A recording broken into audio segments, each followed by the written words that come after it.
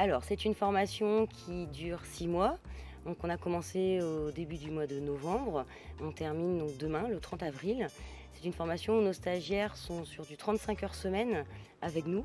Ils sont un effectif de 30 stagiaires avec vraiment l'objectif pendant ces 6 mois-là de les accompagner sur différents volets autour du numérique.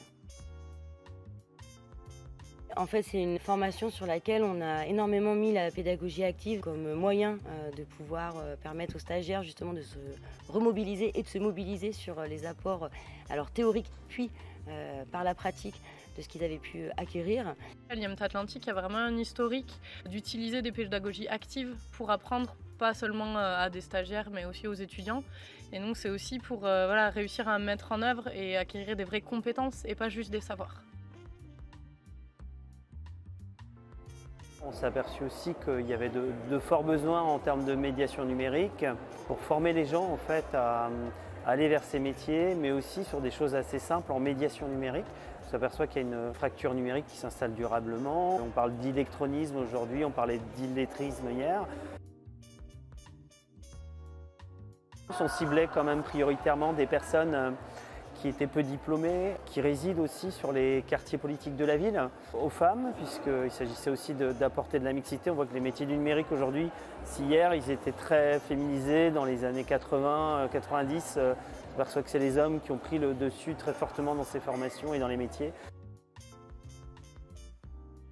Démocratisation parce que ça touche des personnes qui sont peu diplômés ou qui ne vont pas naturellement vers ces formations. Une démocratisation puisqu'elle est gratuite, donc elle est accessible à toutes et à tous. Ils ont appris tout ce qui est développement web, donc langage HTML, CSS.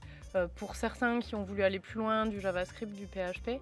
Ils ont appris à utiliser un framework WordPress pour faire du développement. Ils ont appris de l'algorithmie et de la programmation Python. Je ne connaissais même pas HTML, CSS. Maintenant, j'arrive à créer mon site, mais avant, non, zéro, rien du tout. Si on est vraiment intéressé par ça, je pense qu'en fait, c'est ça qui joue beaucoup. En fait, si on a envie de faire ça, en fait, on apprend vite. Mais si vraiment ça intéresse pas une personne, ben, ça va être dur en fait parce que c'est un peu quand même lourd vraiment de faire des codages, tout ça. Ils ont aussi appris tout le volet Arduino, où c'est la programmation d'objets intelligents et d'objets connectés. Et le temps de valorisation, c'est vraiment un temps pour faire le bilan et pour montrer tout ce qu'ils ont fait pour qu'ils soient fiers de le montrer, qu'ils prennent confiance en leur réalisation pour aller vers la suite, être capable de valoriser cette formation. Et puis aussi de montrer à nos partenaires et aux financeurs qu'est-ce qu'est réellement cette formation, parce que c'est assez difficile de le visualiser sans avoir les résultats concrets qui ont pu être menés. Vers la fin de la formation, ils ont un temps où on les fait travailler en lien avec des professionnels. Et en fait, ces professionnels-là vont leur faire une commande. Donc, les stagiaires élaborent un cahier des charges et ils ont un gros mois pour répondre à cette commande. L'objectif, c'était vraiment à chaque fois de pouvoir leur faire gagner au maximum en autonomie dans une organisation et aussi sur un volet technique. Quand même, le plus flagrant dans cette formation, c'est sur le développement web, où là, pour beaucoup, ils se sont dit, ce qui est peut-être intéressant, c'est d'aller créer des sites web en utilisant différents types de programmation ou différents supports pour gagner en compétences élargies dans ce domaine-là. Donc, ils se sont saisis de ce projet professionnel pour monter un site web, l'animer et arriver auprès du professionnel pour leur présenter. Et ces sites, après, sont mis en ligne par les professionnels. Et là, le projet professionnel qu'on a fait dernièrement, qu'on travaille, on n'a pas encore fini, on travaille sur, on va le présenter à la fin de formation. J'ai créé un site aussi pour moi, j'ai créé un site pour un artisan qui fait de la peinture, une société.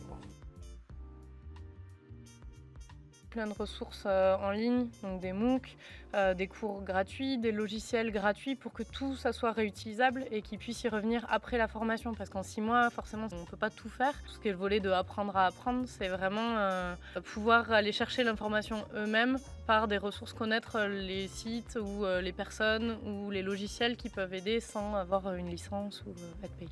On a été très bien accompagnés pour tout ce qui était apprentissage. En fait, on nous mettait bien les outils dans les mains et on pouvait apprendre par nous-mêmes, et du coup, cette méthode-là était vraiment intéressante. Pour moi, ça fait complètement sens parce que au niveau de l'école d'ingénieurs, c'est aussi notre mission de service public de former pas que l'élite, mais former tout le monde et partager les savoirs. Et pour ça, on a forcément besoin d'acteurs de l'éducation populaire qui savent être en contact avec des publics variés, qui savent remobiliser. Donc c'est un partenariat qui est très efficace et puis qui fait sens, quoi. On a un stagiaire qui a déjà trouvé un CDI. Sinon, dans les autres, il y en a un certain nombre qui veulent soit rentrer dans une formation qualifiante, soit créer leur auto-entreprise en e-commerce ou une structure pour faire de la vidéo ou de la vente. On a quelques jeunes qui veulent faire un service civique ou continuer des formations qualifiantes mais en ligne. À la base, moi, le projet personnel, au fait, c'est monter mon auto-entreprise. Du coup, là, j'ai choisi pour le site internet de faire de la création, enfin de la location et de la vente de robots tondeuses. Et du coup, au fait, c'est pas ma finalité. Je souhaite vendre en e-commerce via Amazon ou d'autres et avoir mon site personnel également, quoi. J'ai travaillé 10 ans dans le pré-câblage réseau et je voulais aller plus loin, plus approfondi dans le métier, c'est-à-dire plutôt vers la maintenance informatique. C'est-à-dire au cœur du métier, quoi. Donc cette formation que je fais actuellement, là, pour moi, c'est une passerelle vers une autre formation que je vais faire au mois de septembre.